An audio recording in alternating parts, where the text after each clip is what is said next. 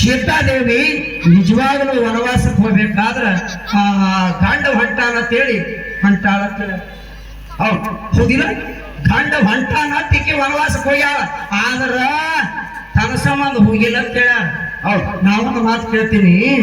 ಗಂಡನ ಸಂಬಂಧ ಹೊಂಟಾಳ ಅಂತ ಏನ್ ಹೇಳಿದ್ರಿ ನೋಡು ಇದು ಯಾವ ಆಧಾರ ಮ್ಯಾಲ ಮಾತಾಡಿದ್ರಿ ನೀವು ಸೀತಾ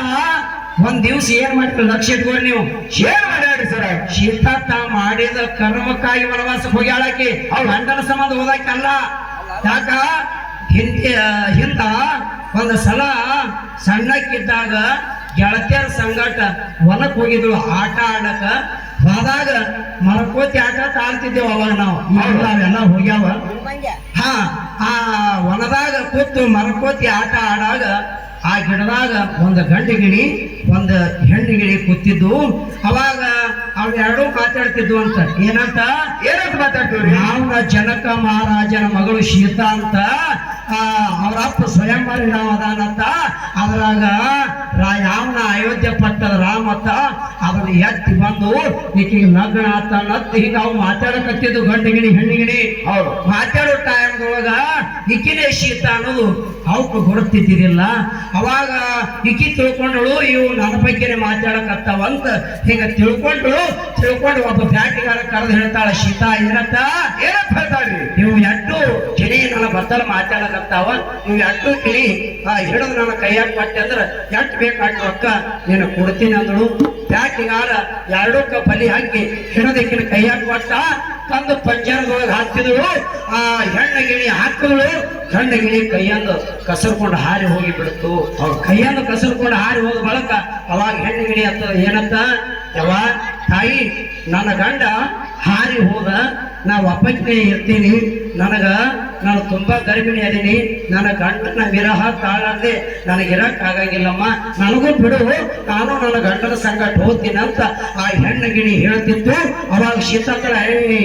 ನಾ ಬಿಡಂಗಿಲ್ಲ ಯಾಕ ನಂದಿನ ಪರಿಪೂರ್ಣ ಇತಿಹಾಸ ಏನಂದ್ರು ಅದು ಹೇಳಕ್ ನೀವು ನನ್ನ ಬಳಿ ಇರ್ಬೇಕಂದಳು ಅವ್ವ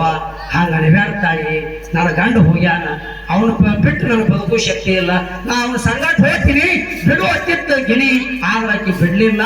ಅವಾಗ ಒಂದ್ ದಿವ್ಸ ಹೋಯ್ತು 2 ದಿವ್ಸ ಹೋಯ್ತು 3 ದಿವ್ಸ ಹೋಗುವಂತ ಯಾಳೆ ಬತ್ತು ಆ ಹೆಣ್ಣು ಗಿಣಿ ನೀರಿಲ್ಲ ಹಣ್ಣ ಇಲ್ಲ ಯಾವಾಗ ಹಣ್ಣು ಇಲ್ಲ ಎಲ್ಲ ಉಪವಾಸ ಬಿಟ್ಟು ಅವಾಗ ಇವನ್ನ ಕೊನೆ ಟೈಮ್ ಕೇಳ್ತದೆಯವ್ವ ಚಲೋ ಮಾಡಿದೆ ತಾಯಿ ಅಲ್ಲ ನನ್ನ ಗಂಡನ ಬಿಟ್ಟು ಬದುಕಾಗಲ್ಲ ಅಂತ ಹೇಳಿದ್ರೆ ಕೂಡ ನನಗೆ ನೀ ಬಿಡ್ಲಿಲ್ಲ ಅಂದ್ರ ನೀ ಬಾಳ ಚಲೋ ಮಾಡಿ ತಾಯಿ ಇವತ್ತು ನನ್ನ ಗಂಡನ ಬಿಟ್ಟು ನನಗೆ ಎಷ್ಟು ತ್ರಾಸ ಕೊಟ್ಟಿಯಲ್ಲ ನನ್ನ ಗಂಡನ ಬಿಟ್ಟು ನನಗೆ ಅಗಲಿಸಿ ಅಲ್ಲ ನನ್ನ ಗಂಡನ ಬಿಟ್ಟು ಇಂಥ ವನವಾಸ ತಂದೆಯಲ್ಲ ನಾಳೆ ಒಂದ್ ದಿವ್ಸ ನೀನು ಮುಂದ ಗರ್ಭಿಣಿ ಇದ್ದಾಗ ನನ್ನಂಗ ಗರ್ಭಿಣಿ ಇದ್ದಾಗ ನೀನು ನಿನ್ನ ಗಂಡನ ಬಿಟ್ಟು ಅಗಲಬೇಕಂತ ಹೇಳಿ ಆ ಹೆಣ್ಣಿಗೆ ಶ್ರಾಪ ಕೊಟ್ಟು ಅಲ್ಲಿ ಪ್ರಾಣ ಬಿಟ್ಟಿತು ಹೌದೌದು ಮುಂದಕ್ಕೆ ಸೀತಾ ಗರ್ಭ ನಿಂತಾಗ ಗಂಡನಿಂದ ಆಕಿನೂ ದೂರಾಗಿ ವನವಾಸಕ್ಕೆ ಹೋಗ್ಬೇಕಾಯ್ತು ರಾಮನ ಸಂಬಂಧ ಹೋದ್ರೇನು ಎಲ್ಲಿ ಹೋಯ್ತು ಏನ್ ಮಾತಾಡೋದು ಒಂದ್ ಮಾತೇನೋ ಮಾತಾಡ್ತಾರ ಸೀತಾ ಭೂಮಿಯಾಗ ಹುಟ್ಟಿದಳು ಇಲ್ಲಿ ಅಪ್ಪನ ದೋತ್ರನೇ ಸಂಬಂಧ ಇಲ್ಲ ಇವೇನು ವಿಷಯ ಅಪ್ಪನ ದೋತ್ರ ಸಂಬಂಧ ಇಲ್ಲ ಇಲ್ಲಿ ವಿಷಯ ಇಲ್ಲೇ ಬರಬ್ಯಾಡ್ರಿ ಅದ್ರ ಹಿಂದಾಗಿರಿ ಎಲ್ಲಿ ಹುಟ್ಟಾಳ ಸೀತಾನ ಗೊತ್ತಾಗ್ತದ ಮೊದಲೇನ ಅವತಾರ ಯಾವದಕ್ಕಿದು ಸತ್ಯಾವತಿ ಅವರು ಏನೋ ಸತ್ಯಾವತಿ ಹಿಂದಿನ ಜನ್ಮದೊಳಗಿಂದ ಇತಿಹಾಸ ಬಹಳ ದೊಡ್ಡದದ ಇವ ರಾವಣ ಹೊಂಟಿದ್ದ ಗಿರಾಕಿ ಹೆಂಗಸರ್ ಕಂಡ್ರೆ ಸಾಕಿದಕ್ಕೆ ಘನಮೋಹ ಅವ್ರೊಳಗ ಅವಾಗ ಇವ 4 ಹೆಂಗಸರು ತಗೊಂಡು ಹೂವಿನ ಬಂದಾಗ ಕುದುರ್ಸ್ಕೊಂಡು ಹೊಂಟಿದ್ದ ಈಕಿ ಸೀತಾ ಮೊದಲಿನ ಜನ್ಮದೊಳಗ ಒಬ್ಬ ಋಷಿ ಆಶ್ರಮದೊಳಗಿದ್ದಳು ಅವಾಗ ಆ ಋಷಿ ಆಶ್ರಮ ಮುಂದೆ ನಿಂತಿಳು ಇದು ಗಿರಾಕಿ 4 ಹೆಣ್ಮಕ್ಳು ತಗೊಂಡು ಹೊಂಟಿದ್ ರಾವಣ ಇವು ಆಕಿ ನೋಡ್ದ ಯಪ್ಪ ಅಂದ ಯಾಕ